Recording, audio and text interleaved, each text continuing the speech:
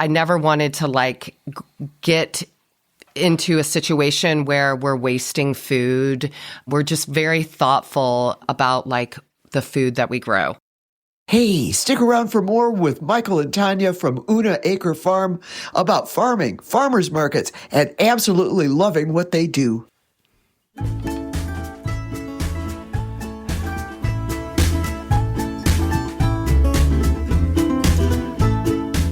Hey, this is Kelly. This is Sue. Welcome to Front Porch AF, where friends and neighbors gather to have a drink, settle, have a laugh, and solve all the problems of the world. Cheers, y'all. Sue. Welcome to our podcast, the 31st.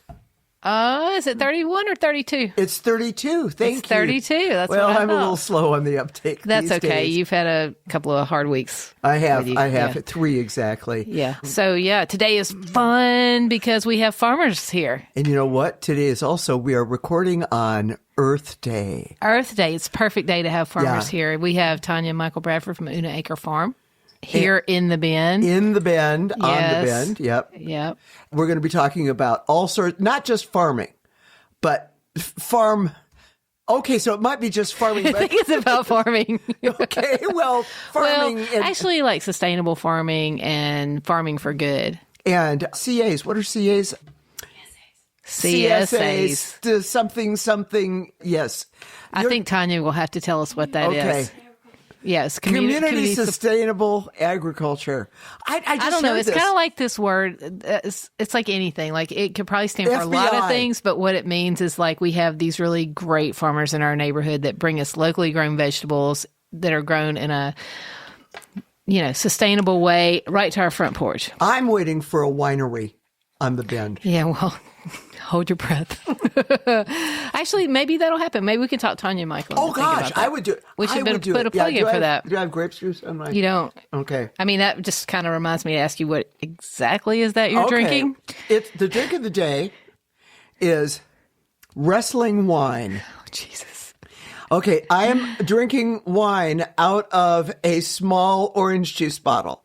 The reason I'm drinking wine out of a small orange juice bottle is because it has a cap that locks, so that when I put it in my bag to bring it downstairs to the studio where we record this, it doesn't slop all over. Uh-huh. Also, the reason it's called wrestling wine is because when we used to go to wrestling at Redcon Gym, where they did not sell or allow alcohol, we carried these. We carried things in our that looked like soda pop.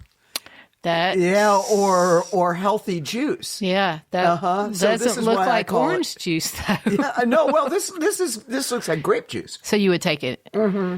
I mean, I'm going to tell him on Papa D for a minute. He and Mama they played bluegrass all over South Mississippi, Louisiana, that whole region of Alabama down there. And they would take their Mountain Dew bottles on stage. And there was not Mountain Dew in the bottle. Was Papa D still drinking that Zinfandel? It was that one. Yeah, the best box white D, if Zinfandel you're listening to you this, can please, buy. I'm not insulting you. I love box white Zinfandel. Anyway, I'm you are surprised. What kind? Your Miller? Yeah, your Miller Lite. But what's it in? I may have used this koozie before / Huggy. I've never This is a Huggy that I'm using it in honor of Kit because she was just here and I've been thinking about her. That's my sister, Kit. That's your sis. She brought me this back from Tasmania.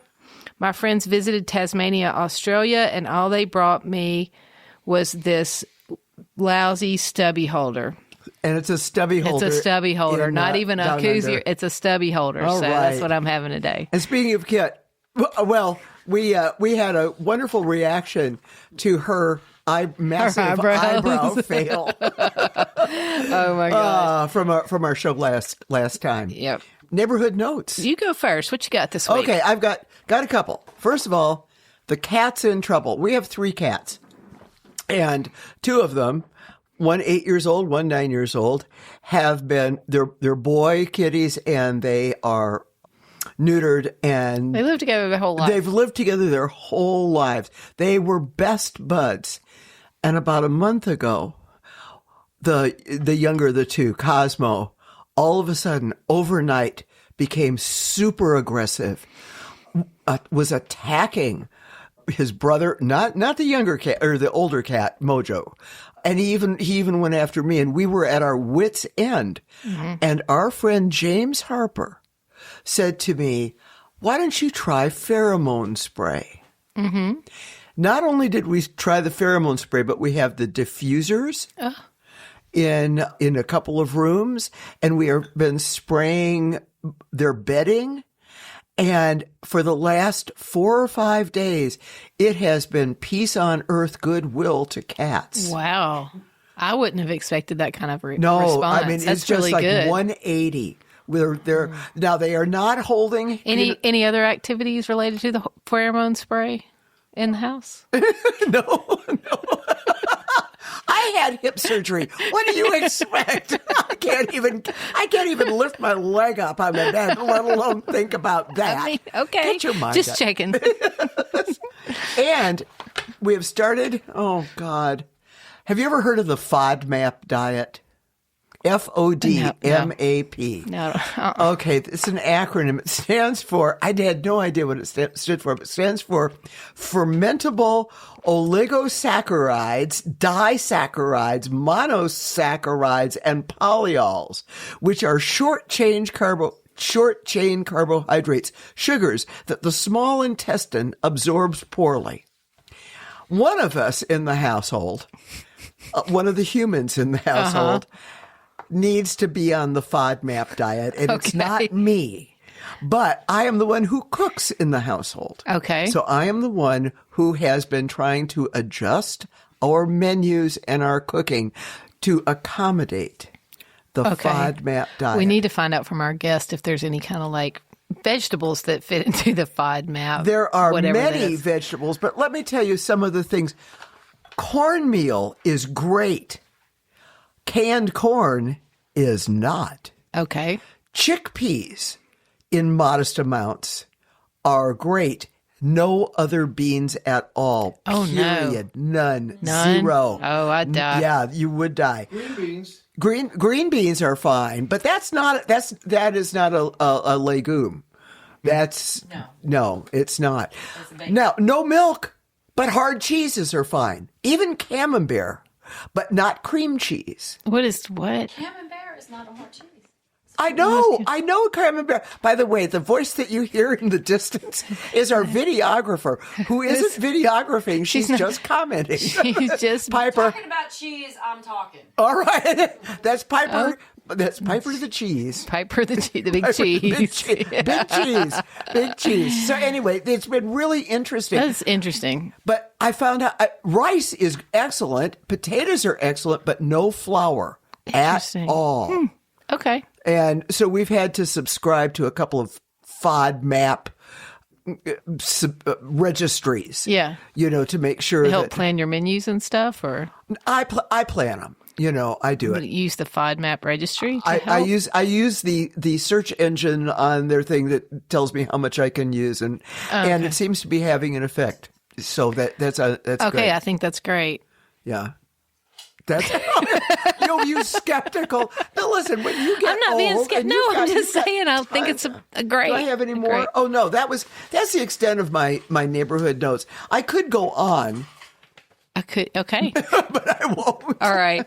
Okay. What about you? Oh my gosh, I have had so many people ask me how come I hadn't cleaned out that tree in my front yard yet. Oh, still left over from one of our many. Just last week. Oh, just last week. Thursday night, whatever night that was. Yeah.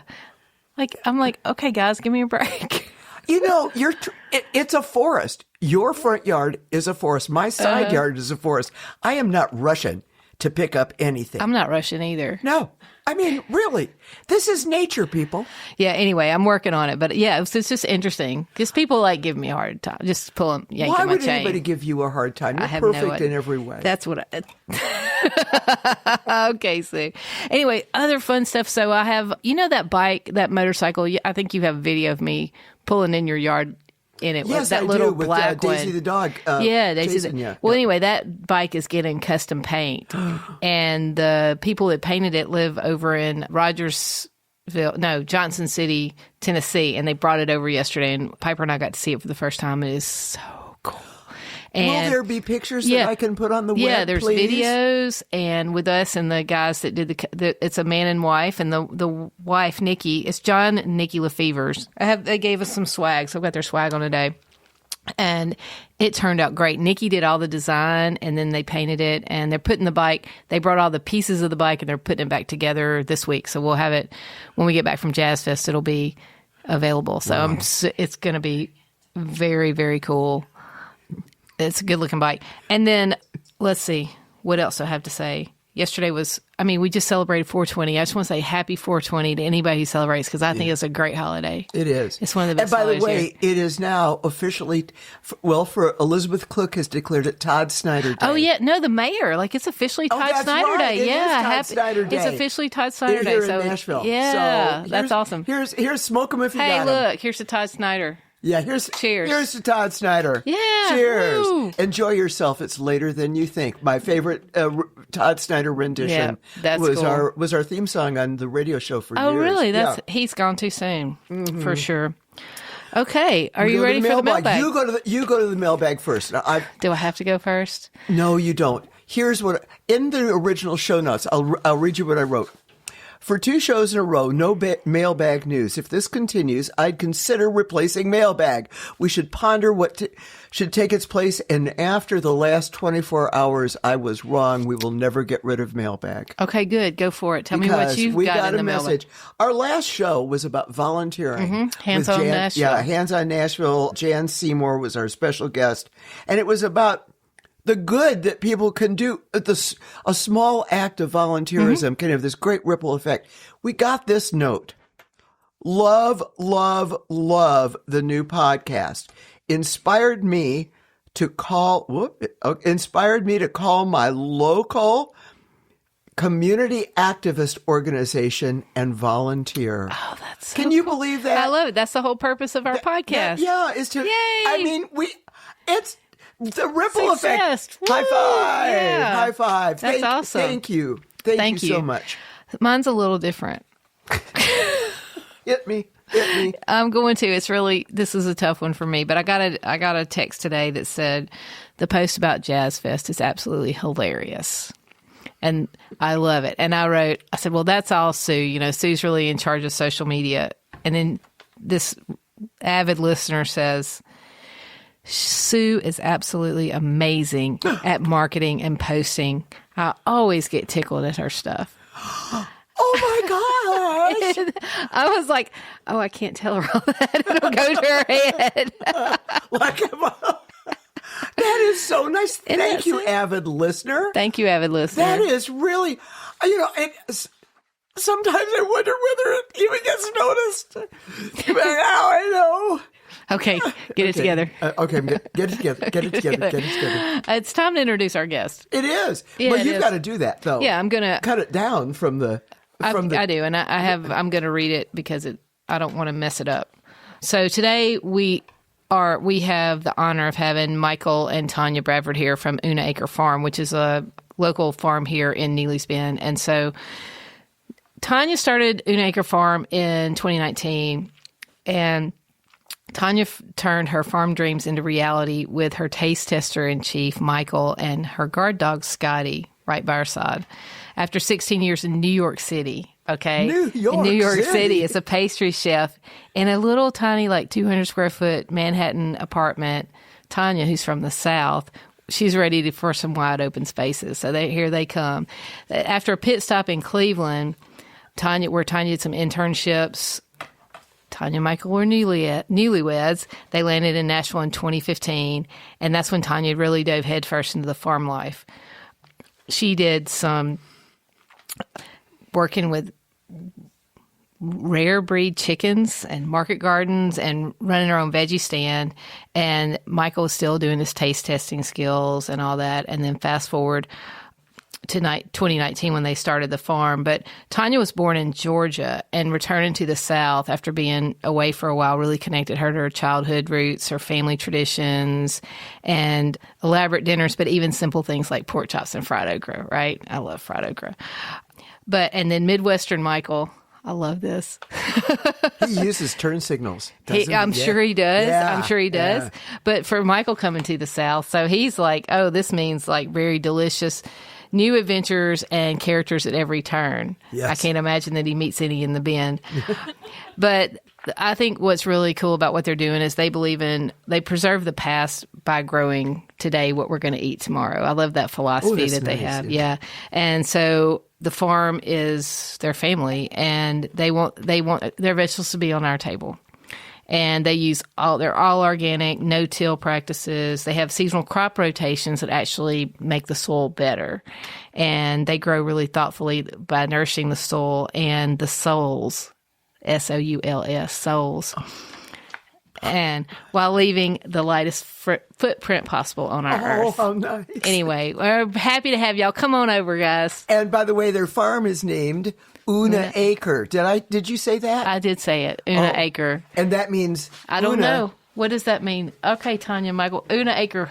How'd you get the name? Hey, well, welcome to the show, guys. Welcome. Thank you so much for coming, neighbors. Thank you. We're excited to be here. Yes. Well, we got the name. It's a 1 acre farm. It originally started as a 1 acre farm, and we were like, should we call it tiny acre, 1 acre, and...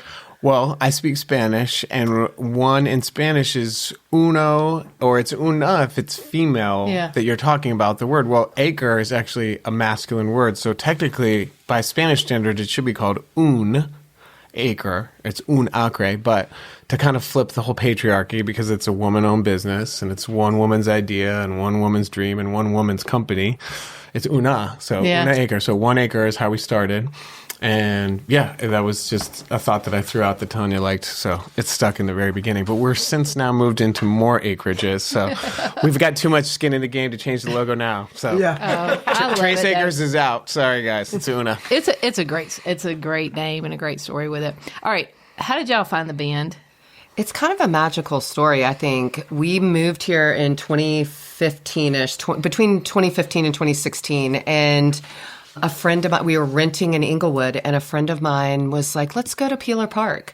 And the moment I drove down Neely's Bend, and then she actually took me down Hudson, and then we went that back Manise entrance into Peeler, I was like, I said it out loud to her. I was like, I am going to live here. Oh, cool. And then, 7 years later, I think, she became a real estate agent, and she called me out of the blue, and she was like, I found you a house in Neely's Bend. And I was like, shut. What? And then we went, and Michael, there were several things that Michael was like, it has to have. A wraparound porch, has it. A fireplace, has it. And then land, enough land for us to grow on.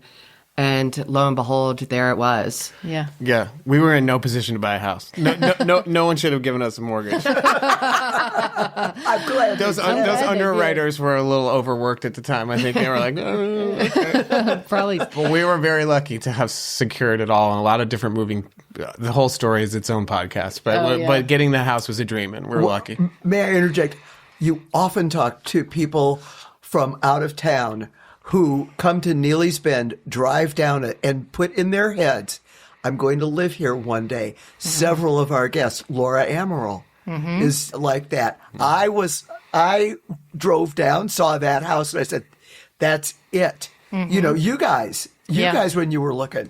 Yeah. So, welcome. I'm sure glad you landed here. Anyway, and your house, I love. I've always admired your. I've lived here since 2009, and I make that block a lot, and I've always thought that is like the coolest. The porch, everything is just such a great, beautiful little spot. And they don't make them like that anymore. Even your house, they don't really make it like that anymore. I still joke around when we're pulling up to the house and we're about to turn into our driveway. I go, God, look at that house. I'd buy that house.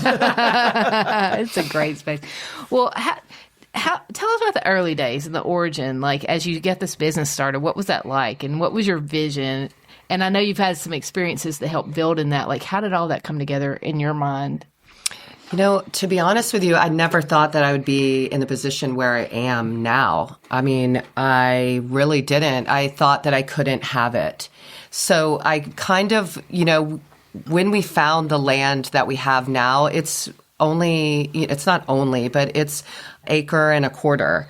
And basically, we just try to go slow. We grow slow. Slow growth is something that we did. I've worked on several farms so that I can learn from other farmers.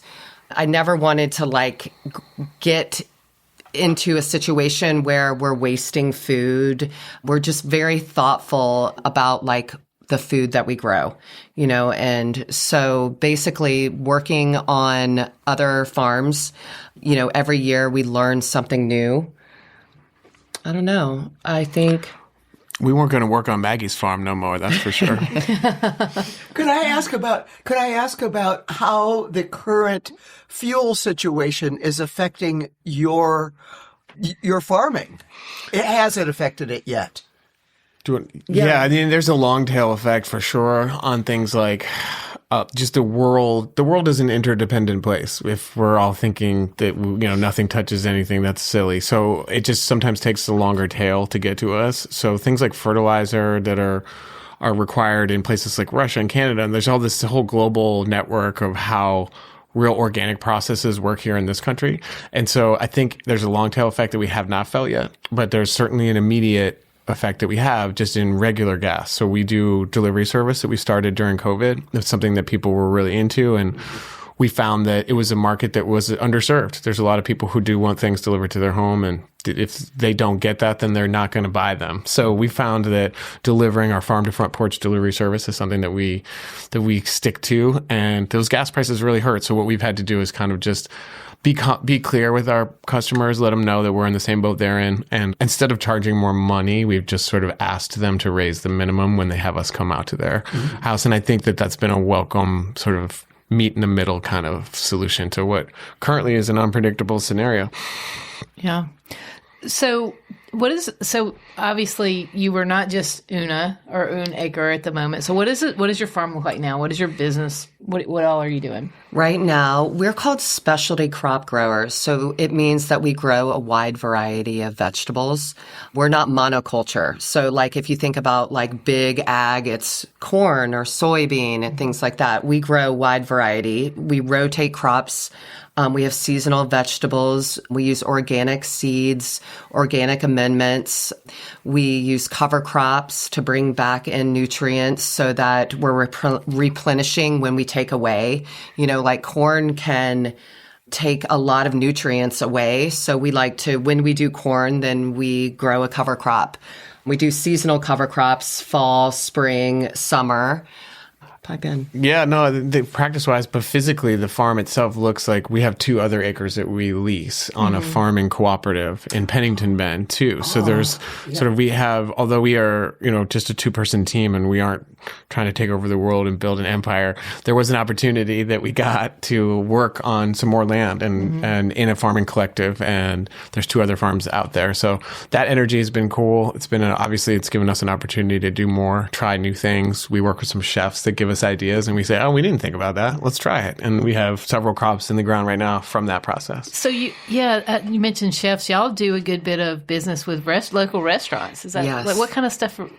I know you said one time you told me about fig leaves or something like. We did. We sold fig leaves. We have some strange things that right now we're growing a vegetable that's called a celtuce, which is a mixture of celery and lettuce. But you eat the stalk of it. Like you would have. So it kind of looks like a palm tree a little bit, you know, like a small palm tree. Yeah. And they said that the leaves are delicious, throw them in stir fry. This is one of our chef friends, but he was like, you've got to eat the stem. So we're so excited for this to actually grow so that we can taste it. We've never grown something like that before. Yeah, it's been interesting. A lot of tomatoes. Chefs love the tomatoes, greens, fennel. We found also, too, just through the people that we sell our goods to, we learn so much from them. So if we're providing something that we know about, for instance, Tonya's really has got a green thumb in all ways, but flowers have been one of the things that have really brought us joy and brought people joy. And then a vendor at our market asked us to provide for her a lot of marigold flowers. And the marigolds she was going to use them in a ceremonial way. She was from Mexico, and in the culture, the marigold flower holds a great deal of significance, and as well as its ability to make, you know, aromatic soaps and things of that nature. I think that's what she was directly making. But she started to share all these stories with us, and it was stuff that we hadn't even realized, you know, the significance of, and to be part of that is just such a cool thing. So, yeah. That's the Where way. else do you sell besides to local restaurants? Where do you supply? Who buys your crops? We do a CSA, which is a community supported agriculture. So that happens twice a year, spring, summer, and then fall. And that's a group of people that purchase shares. So that's one way. Amqui Station Farmers Market is another way that we sell. That's every Sunday, starting mid-April through October. So from 10 to 1, you can come to that. And then we also do the farm to front porch delivery service that Michael was talking about earlier. Which is different from a CSA. Yes. Yes. What's you the choose. difference between the CSA? The CSA is kind of like what we have in abundance that week. So people purchase our shares in February or March, a share into our farm, and then every week, whatever we have an abundance of, they get that within like a bag. Mm-hmm. Our farm to front porch delivery service is basically an online website, and you can place an order. And again, it's like what we have like a lot of. We do flowers, or if we have a lot of greens, but it's a wide variety of vegetables on both. The way they differ is that you sort of buy a mystery box if you buy a CSA. A lot of folks have described it that way. They don't know what they're going to get every week, and they're sort of forced to think outside of the box or find new recipes or challenge themselves with a vegetable that maybe the family doesn't really love, which I can hold my hand up. I'm not a big beef fan. No, I get it. Me either. We're beet prop positive at this house. We love beets. I love a beet. Yeah. All right. Well, jury's. It's okay. Sounds like the jury's out on that one all the way. House divided. But the online delivery service is more, you get to pick what you want each week. So there's no blind buy-in at the beginning. You can just take it or leave it each week, and if you're interested, you can buy. So we gave people both options, and we found that really worked. Well, that's great, being able to offer both options. I was a CSA person. This is almost 20 years ago. Oh, cool. And it was from a farm in Smith County. And they would drive in on Saturdays. Wow. And you would pick up whether you got a half a bushel or a bushel or a quarter bushel. And yes, you were forced to think outside the box. I'd never cooked with bok choy. Yes. Oh, but how delicious. It is. So good, Well, though. not the way I did it, but We got some recipes for you. She's a master chef. We forgot to bring that part up. So Tonya's whole pedigree comes from the chef culinary world. So she's got her hand in a lot of foodstuffs. Are you going to do a recipe book? I would like to, but it would have to be after the farming ends. It would be hard to do both, I think. But I compile recipes every year. I write them all down, whatever we find that we love. Like I write everything down. So hopefully I can just... Chocolate chip cookies with salt. Yes. Yeah. You heard it here first. There will be a recipe book. I just heard her say that. That's great. So how many hours, what is your week or your day? What are your days like? We actually start the year with qualitative and quantitative goals so that we're not running ourselves ragged. Mm-hmm. So, but our day today, it was a 12-hour day today. Yeah. Like I started at 5, but not all days are like that. Mm-hmm. Plus we sort of get winters off, or at least they slow down enough. Like we take a 2-week break in winter and, go to the beach, and that's kind of like our big vacation. And yeah, it depends on the day, but it's like Monday, Tuesdays are relatively our slow days. And then as the week goes on, it picks up. Okay. Well, our farmers market is on Sunday. Yes. And so I know that you are slammed on Sundays. Yes. We are busy in on a good Sunday. way. In a good way. Yeah. May I ask, what do you do about the waste? What do you do with the parts of the plants that you don't sell? Well, speaking of waste, there's 2 things that we do. We have chickens. Big one. So a lot of times, when we have, let's say really buggy, lettuces or buggy vegetables, and we can't donate that because a lot of times, we'll have too much of, radishes. So we donate them to Madison Co-op or several other outlets around town. But we bring them home and give them to our chickens. Sometimes our chickens almost eat better than us. They do. I would attest to that absolutely to be the truth. They have eaten better than me on more than one occasion. Do you also sell eggs? We do. Okay. Yes. Yes. Yeah. Good call. They're a small flock right now, but we do sell our eggs, and they are fed all organic. Foxes are out. I saw one in my backyard today. It's that time of the year. Beautiful. That time of year. Their babies should be coming out soon. Yeah. We have a family that lives under one of our sheds. Oh. The kids come out. But they weren't there last year. But anyway, we digress. Michael, specifically for you, marketing director, farm hand, extraordinaire, business. What has this been like? How's your role been in this, and what do you do to fulfill all these duties? Not a damn thing, to be totally honest with you. I don't know how I get away with it. I do a whole lot of whistling and kicking dirt and pointing fingers over there, and looking up at the wall, asking a whole bunch of questions, screwing a whole bunch of shit up. Oh, wait, are we allowed to swear in here? Yeah, sure. You don't. No, it's funny because of Tonya's history with working on farms and my lack of history. It's been a real drinking from the fire hose experience, but it's been fun to me. I was sort of like groomed to be into the white collar world with college educations meant for office beehive, not cool beehives, like little office drone beehives. And so getting to be on the farm has just been like sheer joy. So there's a lot of hard work involved. It's moving tarps. It's pulling out weeds. It's struggling with some things sometimes when the weather's tough, but it's also the joy of being connected to the earth and just having your feet on the ground and your hands in the dirt and stuff I never grew up being told was cool or desirable, or I think my father still wonders if it's a viable option. But we're here to tell him. He goes to the grocery store and fills up his grocery cart with food that farmers raised. He might not be the best candidate. It's just cheeseburgers in his world. But you know what? I feel you, and you're right about that. My mom's dietary is much more vegetable friendly. Okay. But Michael, this has given you, I know you're really active with Amqui Station and the farmers market. Like, tell us about how...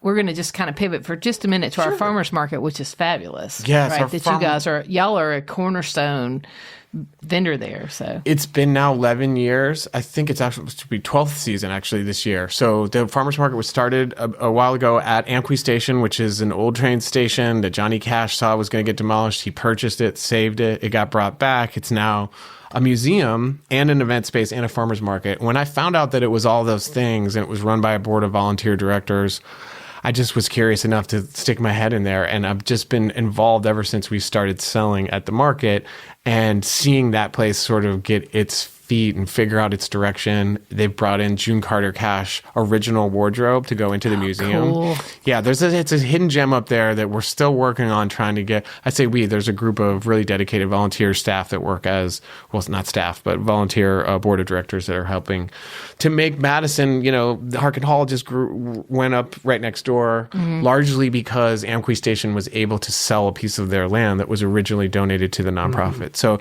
it's trying to revitalize downtown Madison in a way that I think is super great. It's a lot different. I remember I went to the very first Amqui. I was friends with Kate Hamilton. Awesome. Back in the day.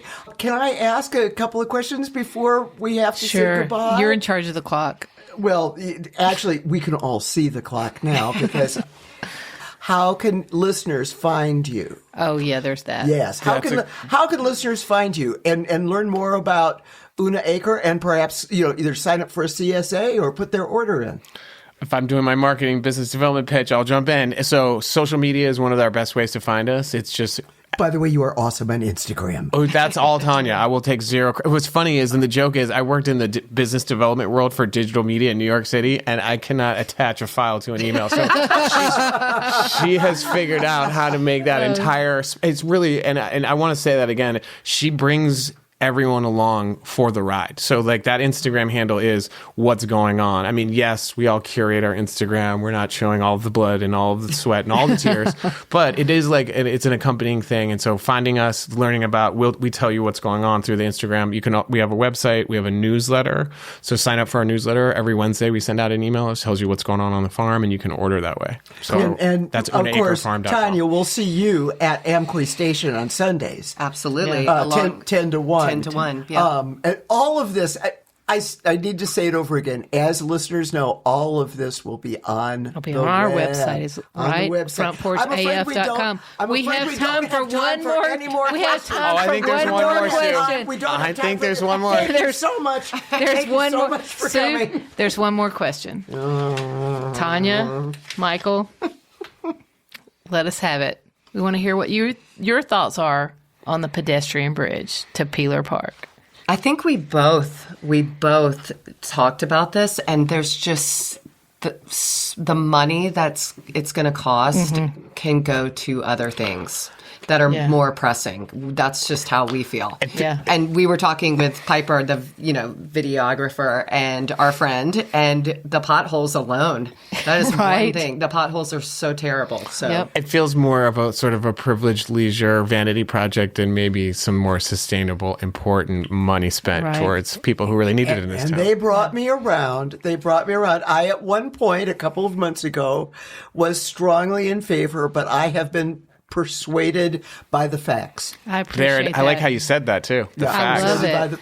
Because I think the feasibility study alone is going to be over $1 million. Yeah. That's not even to build. Oh, yeah. That's not even to build it. Yeah. Like, it's ridiculous. We might have to get the placement too. It depends on the placement of it is so incredibly important. Yeah. So anyway, we're going to all talk to our Metro Council person. We are. Make sure everyone's on board. And by the way, if you don't live here in Madison, send them a letter anyway. Say you're from Madison. So you have some, exactly. Get a fake Gmail account. You can use our address. It's on. It's we've online. got addresses that you can use. The hands on the old office clock have come around. Thank you so much. Thank you guys for being here. This is awesome. At some point, maybe because this show will launch May 6th, maybe sometime when you get back from New Orleans, maybe we could come down to the farm. We'll come to the farmers and do a bonus video, a little tour of Una Acre. 100%. We would love date. That's a date. Let's do it. I mean, you can't unless you play an instrument and want to stick around and sing a song. No, all right. Wish I could. But you're Susan the chickens, so we've got to come see the chicken coop. We did a whole show. In fact, our third episode was about raising backyard chickens. Yeah. So we need to come see these well-fed chickens. So anyway, thank you, Una Acre, Michael, and Tonya, and we will put all the links. By the way, what is the name of your website? The URL? UnaAcreFarm@gmail.com. Okay. That's the email, yeah. That's the email. That's the email. But then what is our website? Just UnaAcreFarm.com. UnaAcreFarm.com. We'll be emblazoning that everywhere. Yes. Thank you. Thank you, guys. Okay. Before we wrap up here, taking action, we're going to talk about local farmers markets, points in the way to that. Upcoming shows. We've got a couple of really good shows coming. We've got Dr. Bob. No, not yet. We don't. Scheduling. So move on to the next one. We're going to have Rachel Campbell from the Tennessee, the chair of the Tennessee Democratic Party. Yes. We don't have that schedule locked down either, but she's coming. Listen, we fly by the seat of our blue jeans. Anyway, but Rachel Campbell's also going to coming. have the mayonnaise. Oh, the mayonnaise. Past guest taste test. Exactly. Past guest taste test on the mayonnaise. We're going to line up Kraft, Hellman's, Blue Plate, Duke's, and the non-mayonnaise. The what kind? Non-mayonnaise. Non-mayonnaise, but the pretender. Right, the imposter. Yeah, the imposter Miracle Whip. Yep. And we're going to have a blind taste test from past guests. Past guests, yes. We've got at least, we have look five. at this. We've got a volunteer. Well, now we have Michael, you're in. We're going to have 7 people. We can't have an even number in case there's a tie. Okay, well, we'll figure it out. Anyway, we're going to do it at D's. Yep. I'm in. All right. Okay. Awesome. And D's. Love them both. This is perfect. Love mayonnaise, I'm so love excited. D's. Slather D's in mayonnaise. There you go. All right. Tell them about our website. Please follow us on the socials. You can find us our website at www.frontporchaf.com, and we're on all the socials. Let's see, Facebook, Instagram, TikTok, but never, ever All right. And don't forget YouTube. We're on YouTube. That's right. We're on the YouTube. And also, if you go to our website, www.frontporchaf.com, you don't need the www. You don't even need the HTTPS:// But that's not fun to say. No, it is not fun to say. But say. once you get there, if you sign up, you get exclusive bonus content. Yeah, exclusive content just for you until we put it out on the socials later. Because I'm real busy, gal. Okay, so until next time. When we gather on our audio front porch, grab a drink and solve all the problems of the world. Cheers, y'all. Cheers.